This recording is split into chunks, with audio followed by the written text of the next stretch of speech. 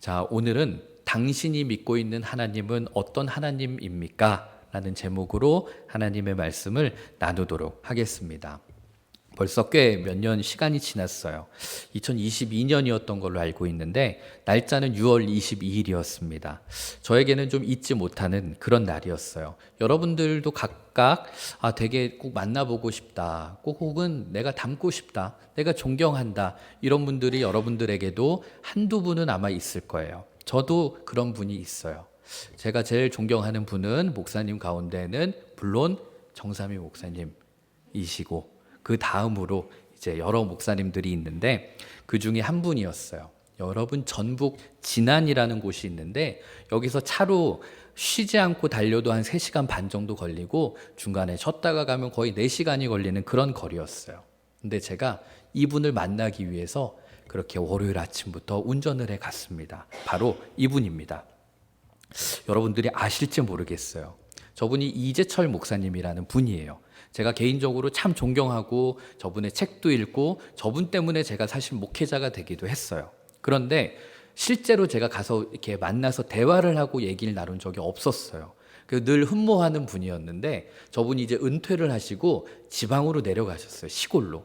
근데 마침 저분이 책을 써서 이제 젊은 신학생들과 목회자들을 만나는 자리를 만들겠다. 근데 건강이 안 좋으시니까 서울까지는 못 오신다. 이래서 지방에 열리는데 제가 차로 갈 수 있는 거리면 얼마든지 가니까. 그래서 제가 길을 쓰고 목사님을 이제 뵈러 갔어요. 여러분 진짜 존경하는 거의 목회자들에게는 연예인 같은 분이에요, 여러분. 목회자들의 목회자 같은 분이신데 실제로 그런 분을 만날 때 그 두근거림이라는 게 있단 말이에요. 그래서 이제 만났어요. 만나서 너무 제가 하고 싶었던 말이 있었어요. 너무 하고 싶었던 말이 있었는데 이분의 가르침, 이분이 목회자는 이런 거야 라고 책에서 이야기해 주시는 것들대로 제가 목회를 하려고 되게 애를 쓰니까 참 쉽지 않은 거예요. 때로는 주변에 있는 목회자들에게 왕따도 당하기도 하고 주변에 있는 목회자들에게 야 그래 너 잘났어, 그래 너 그렇게 해라 이런 얘기도 당하고 미움도 당하고 선임 목사님에게 혼나기도 하고 야 왜 혼자 그렇게 잘난 척해 뭐 이런 이야기들을 막 들었어요. 그러다 보니까 이 목사님이 가르쳐 주신 대로 목회를 한번 해보려고 하는 마음이 점점 없어지는 거예요. 너무 고생이니까. 나는 이 목사님을 만나면 목사님이 가르쳐 주는 대로 실제 현장에서 하면 얼마나 욕먹고 힘드는지 아세요? 막 이렇게 따지고 싶었어요. 근데 그 자리가 온 거죠. 그래서 제가 막 볼멘 소리를 투덜거리고 하소연을 했어요. 그럼 여러분 목회자들에게 그런 말을 할 때는 여러분 내심 여러분 속으로 그런 거 기대하지 않아요? 그래 얼마나 힘들어. 그렇게 말씀대로 살려고 하면 힘들지. 그래도 잘하고 있어. 저는 약간 이런 말을 듣고 싶었어요. 근데 목사님이 실제로 만나고 그 목회자들에게 해주실 때 정말 때로는 냉정하기도 하고 정말 엄하기도 하셨어요. 그때 목사님이 저에게 해줬던 건 위로와 격려의 말씀이 아니었어요. 그분은 저에게 이런 말씀을 했어요. 그땐 제가 전도사였는데 그렇다면 이원석 전도사님이 믿고 있는 하나님은 어떤 하나님입니까? 저한테 그걸 물어보는 거였어요. 이 이야기를 하신 이유는 뭐였는가 하면 계속 이런 이야기를 하셨어요. 제가 녹음을 했기 때문에 다 기억을 하는 거예요. 우리가 목사로 살겠다고 하는 것은 평생 하나님과의 관계 속에서 살아가는 겁니다. 그런데 내가 믿는 하나님은 어떤 분이신가 이것에 대해서 우리가 명확한 정리가 되어 있지 않으면 세속화와 유혹과 여러 욕심들이 만무하는 목회 현실 속에서 우리가 꿋꿋하게 목회를 해 나가기가 어렵습니다. 이런 이야기를 했어요. 그러니까 이 말을 정리하면 뭐였냐면 내가 하나님에 대한 인식이 잘못되어 있으면 우리가 하나님을 믿으면서도 열심히 신앙생활을 하고 열심히 헌금을 하고 하나님에게 찬양하고 말씀을 읽어도 자칫 하나님의 뜻과는 전혀 다른 삶을 살 수도 있다. 이 이야기를 하시는 거였어요. 자, 그런데 오늘 성경의 이야기도 이 나타난 사람들의 어떤 상황들이 마치 똑같은 이 질문을 그들에게 던지는 것과 같았어요. 당신이 믿고 있는 예수님은, 당신이 알고 있는 예수님은 어떤 예수님입니까? 이 질문을 던질 수밖에 없었어요. 자, 오늘 읽었던 12절, 13절을 한번 보면 그 이튿날에는 명절에 온 큰 무리가 예수께서 예루살렘으로 오신다는 것을 듣고 종려나무 가지를 가지고 맞으러 나가 외치되 호산나 찬송하리로다. 주의 이름으로 오시느니 곧 이스라엘의 왕이시여 하더라. 여러분, 유대인들에게 있어서는 너무 중요한 명절이 있었는데 그게 바로 유월절이었어요. 유월절. 자, 유월절이 이제 담을 넘는다라는 패스오버라고 그래서 우리 예전에도 한번 나눴었죠. 그 출애굽에서 하나님이 그 애굽에 있는 사람들 심판할 때 문설주에 어린 양의 피를 바른 집들은 그 죽이는 영이 넘어갔잖아요. 그래서 그때 우리가 하나님이 우리를 살려주셨어라는 걸 기념하기 위해서 그들이 만든 명절이 유월절이었어요. 근데 유대인들에게 가장 중요한 날이었어요. 지금도 유대인들에게는 유월절이 중요해요. 자, 이때 이스라엘 전 지역에 사는 수많은 유대인들이 이제 성전이 있기 때문에 예루살렘으로 속속들이 다 모여들고 있었어요. 그러니까 얼마나 많은 사람들이 그 예루살렘 성 안에 있었겠어요. 그들은 유월절 예식에 이제 참여하기 위해서 왔던 거예요. 그런데 사람들은 매번 예수님이 유월절 예식에 오셨었는데 이번에는 오시지 않을 것 같아라는 생각을 했습니다. 왜냐하면 대제사장들과 바리새인들이 예수님을 죽이려고 벼르고 있었기 때문에 그래요. 예수 눈에 보이기만 해봐. 이제 안 되겠어. 저 자식 죽여버려야 되겠어. 이런 마음을 갖고 있었어요. 그런데 오지 않을 거라고 생각했던 예수님께서 지금 예루살렘으로 입성하신다는, 예루살렘 성으로 들어오신다는 그 소문이 여러분 삽시간에 쫙 퍼진 거예요. 그러니까 그 소문을 들은 사람들은 너나 할 것 없이 야, 예수님이 온대. 예수가 온대. 진짜 그분이 온대 하면서 막 소문이 나고 동네방네 사람들이 막 이제 나온 거예요. 막 뛰쳐나왔어요.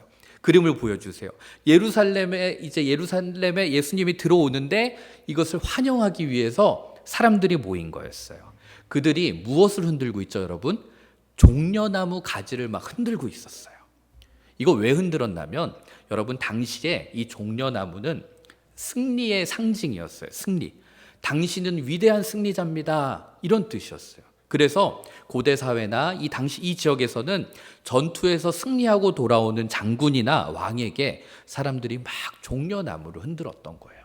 그래서 이 사람들이 지금 흔든 거죠. 참고로 여러분 아시죠? 그 칸 영화제 최고 영화에게 주는 상 이름이 뭐죠? 황금 종려상입니다. 거기에 보면 종려나무가 있어요. 여러분 무심코 봉준호만 봤죠? 저 상이 종려나무 그걸 의미해요. 그러니까 그 해에 최고의 영화의 승리자라는 그 상을 주는 거예요. 그래서 종려나무 모양인 거죠. 칸 영화제 로고도 종려나무예요. 저는 그 칸 영화제를 볼 때 종려나무가 눈에 보이더라고요. 여러분들은 뭐가 보였는지 궁금합니다. 그들이 목이 터져라 호산나 호산나를 외치는 거예요. 우리가 아까 불렀잖아요. 찬양.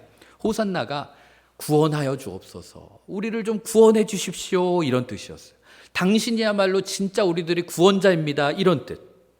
그러면서 그들이 덧붙인 표현이 있었죠. 당신은 이스라엘의 왕입니다. 야, 여러분, 사실 이거 누가 들었으면 반란죄로, 내란죄로 붙잡혀 갈 수도 있는 그런 얘기였어요. 근데 예수님을 가리켜서 왕입니다까지 얘기 나왔어요. 얼마나 그들이 환호하고 열광적으로 반응했는가 하면 이 똑같은 사건을 기록하고 있는 마태복음 21장 10절은 이 상황을 이렇게 묘사해요. 예수께서 예루살렘에 들어가시니 온 성이 소동하여 이르되 이는 누구냐 하거늘 이랬어요. 여기 보면 온 성이 소동하였다라는 이 표현이 원어 성경을 보면은 땅이 지축이 흔들릴 정도였다. 땅이 진동할 정도로 사람들이 열광했다라는 거였어요. 그만큼 사람들이 난리가 난 거예요. 오죽 사람들이 많이 몰렸으면 심지어는 예수님을 죽이려고 했던 그 대제사장들과 이제 누구지? 바리새인들 이 사람들이 이걸 보면서 야, 우린 안 되겠다. 이 계획 포기하자. 이렇게 말할 정도로 사람들이 난리가 났어요. 여기 새번역 성경으로 이 상황을 이렇게 번역해요. 그래서 바리새파 사람들이 서로 말하였다. 이제 다 틀렸소. 보시오. 온 세상이 그를 따라갔소. 이렇게 얘기했어요. 온 백성이 그를 따르니까 야, 우리 예수 저거 죽이기가 조금 어려울 것 같아. 봐, 틀렸어. 저렇게 지금 사람들이 따르는데 어떡해. 지금 그러고 있는 거였어요. 자, 그런데 오늘 어른 예배 때는 목사님이 막 사진도 보여주셨어요. 그 예수님이 나귀를 타고 들어오는 그 그림이 있어요.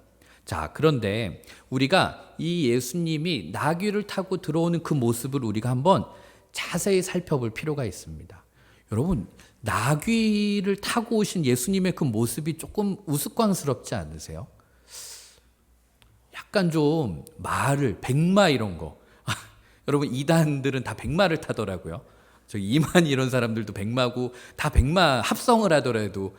근데 왜 그렇게 했어요, 여러분? 백마를 타면 뭐 좀 있어 보이니까. 근데 예수님은 백마를 타고 오셔도 될 만한 분인데 지금 나귀를 타고 예루살렘 성에 입성했어요. 왜 그런가 하면 여러분, 당시 전쟁에서는 승리한 장군은 말을 타고 성에 들어왔단 말이에요. 그런데 이 나귀는, 여러분 나귀 보면 좀 만만하잖아요. 나귀는 평화의 상징이었어요. 평화를 나타내는 거. 그러니까 왕이 만약에 나귀를 탈 때는 나는 너희들에게 평화를 줄 거야. 평화에 대한 어떤 메시지였는데 예수님은 지금 말이 아니라 나귀를 타고 들어오심으로써 나는 평화의 왕으로 왔어. 이것을 보여주는 것이었어요. 게다가 여러분, 지금 예수님이 타고 오는 그 나귀의 안장을 한번 생각해 보세요. 그냥 가죽으로 멋있게 만든 그런 거 아니었어요. 그냥 제자들의 옷 걸친 그 위에 앉아서 오시는 거였어요. 게다가 예수님이 입고 있는 옷은 화려한 갑옷이나 장군들의 어떤 투구를 쓰고 그런 것이 아니었어요. 그냥 평범한 서민들의 옷을 입고 예수님은 들어오고 계신 것이었어요. 게다가 아까도 봤지만 예수님이 나귀를 타고 들어오는 길에 레드카펫이 쫙 깔려가지고 예수님을 환영하는 그런 길이 아니라 사람들이 자기가 입던 옷을 다 내팽겨치고 그걸 바닥에 깔아서 그 사람들의 그 옷가지 위를 밟으면서 예수님을 왔어요. 게다가 예수님이 사람들 쫙 끌고 잘생기고 유명하고 똑똑한 관리들, 이런 사람들을 데리고 여기 입성하시는 게 아니라 그저 초라한 몰골에 12제자들. 어떤 성경학자들은 그런 얘기해요. 말이 좋아 12제자였지 사실은 예수와 거짓되었다라고까지 얘기해요. 그 정도로 허름하고 그냥 소박한 사람들이었어요. 그러니까 어떻게 보면 되게 초라한 행색이었단 말이에요. 그런데도 여러분 신기하죠? 그런데도 사람들이 열광을 했어요.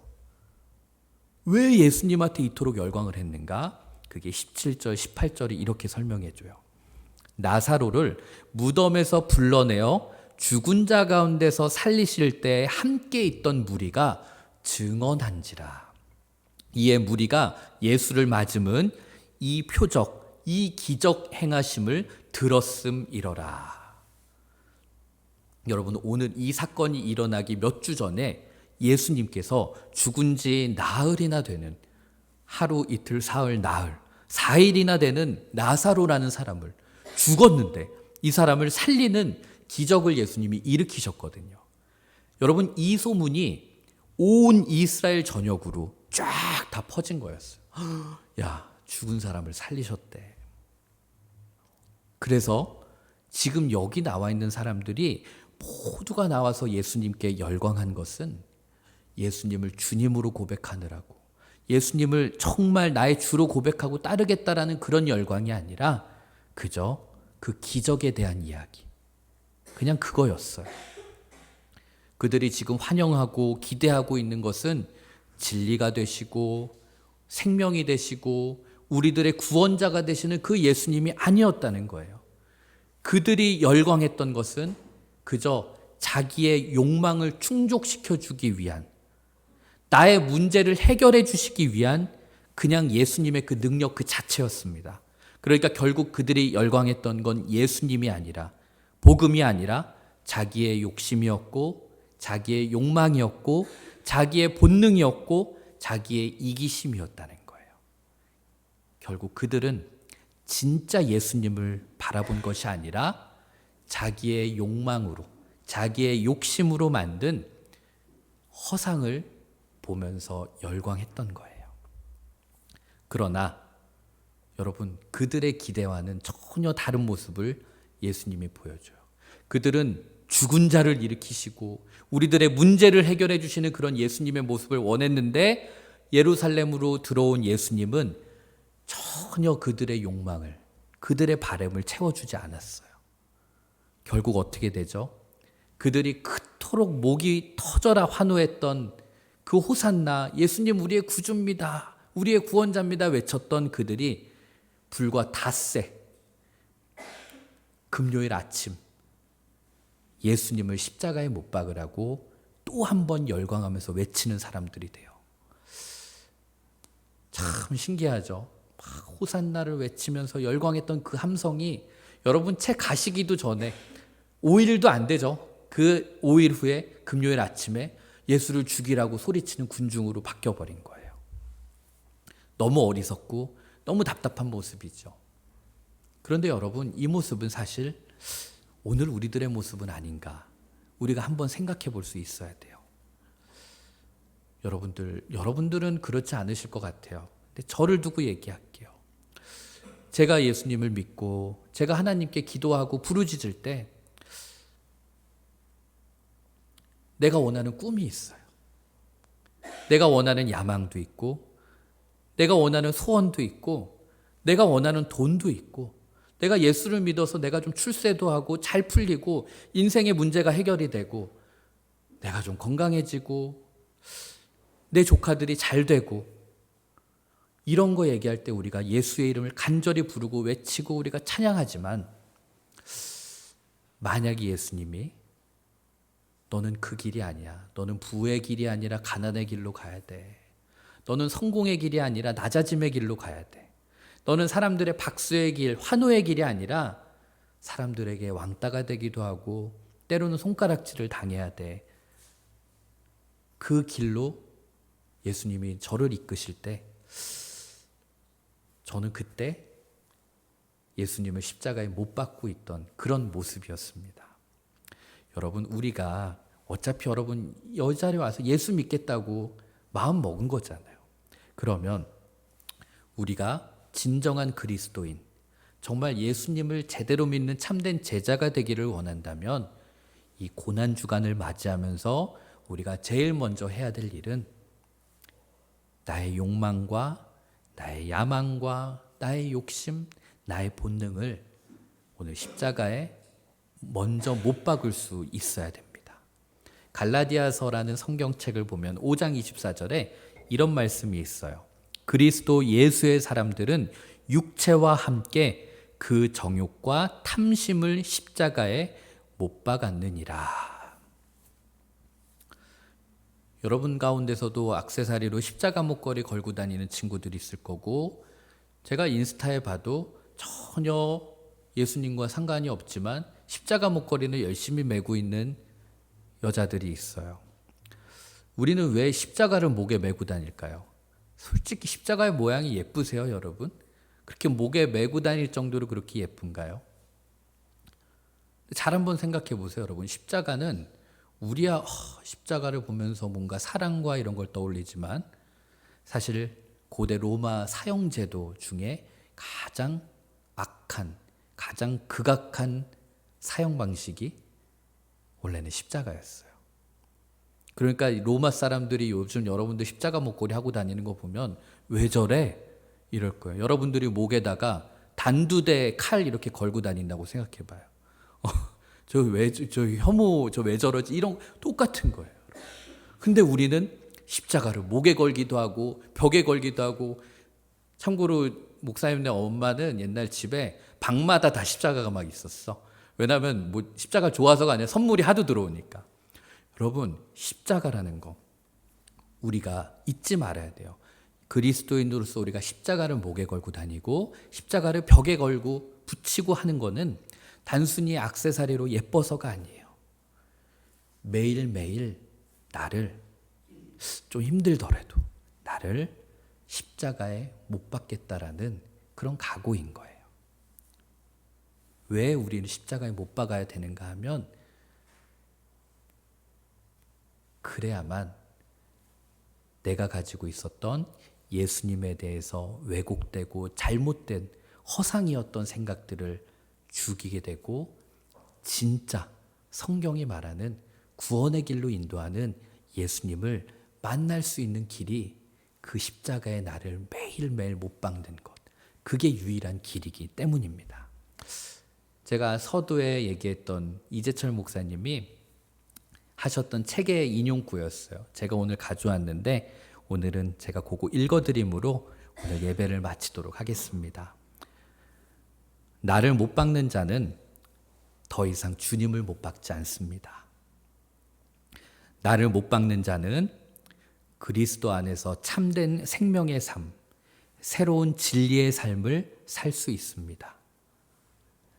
자기를 못 박는 것으로부터 영원한 생명, 부활의 생명이 시작됩니다. 어떤 경우에도 더 이상 주님을 못 박는 자가 되어서는 안 됩니다. 왜냐하면 그것은 곧 자신을 영원히 죽이는 지름길이기 때문입니다. 여러분, 우리가 십자가에 나를 날마다 못 박는 것이 겉으로 볼 때는 나를 죽이는 것 같고 나에게 고통인 것 같지만 사실은 그것이 영원한 행복으로 영원한 하나님의 길로 가는 지름길이라는 것을 여러분들이 잊지 마시고 고난주간 여러분 매일 24시간 하루 종일 예수님의 고난만 묵상하고 그런 건 아니지만 내가 한번 하나님을 위해서 내려놓아야 될 것은 무엇인가. 막 어떤 친구들은 여러분 하라는 그런 거 아니에요. 난 일주일 동안 스마트폰을 하지 않겠어. 이런 거 여러분 어차피 못해요. 내가 알아요. 여러분 어차피 못해. 어떤 교회 막 스티커 주더라고. 이거 막 스마트폰에 붙이라고. 뭐 TV를 안 보고 여러분 뭐 TV는 원래 안 보잖아요. 유튜브 보잖아. 내가 뭐 유튜브를 안 보고 이런 거 스티커 막 엄마들한테 드리면 엄마들은 좋아하시더라고. 이 기회에 우리 애 못하게 해야 되겠다 이러시는데 꼭 그런 거 하지 않아도 내가 이번 한 주 동안에 주님을 위해서 내 몸을 십자가에 직접 못 박는 거는 못하더라도 내가 조금 내려놓을 수 있는 거, 내가 참아야 되는 거, 내가 인내해야 되는 거, 내가 불편을 감수해야 되는 건 무엇일까? 한 번쯤 생각해보고 도전해서 그렇게 살아내는 한 주가 되었으면 좋겠습니다. 그래야만 우리들에게 부활이 의미가 있고 부활절에 기쁨이 있는 거예요.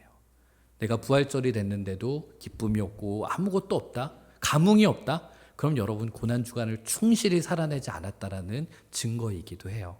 그러니까 한 주 동안 내가 내려놓을 거 내려놓고 주님과 친밀한 교제를 나누는 저와 여러분이 되었으면 좋겠습니다. 자, 제가 기도하겠습니다. 하나님 아버지, 2000년 전 오늘 아침 사람들은 예수님을 향해서 호산나, 구원자, 이스라엘의 왕이시여 라고 외쳤습니다. 그냥 속삭인 것도 아니고 그냥 외친 것도 아니고 온 땅이 흔들릴 정도로 외치면서 열광했습니다. 그러나 그 사람들이 불과 닷새 후에는 똑같은 장소에서 똑같은 목소리로 똑같은 사람들이 예수를 십자가에 못 박으라고 예수를 죽이라고 외쳤습니다. 이 이중적인 예루살렘의 사람들의 모습이 사실은 오늘 우리들의 모습이기도 합니다. 내 욕망에 사로잡혀서 내 욕심에 사로잡혀서 예수님을 왜곡된 시선으로 바라보고 살았던 것을 용서하여 주옵소서.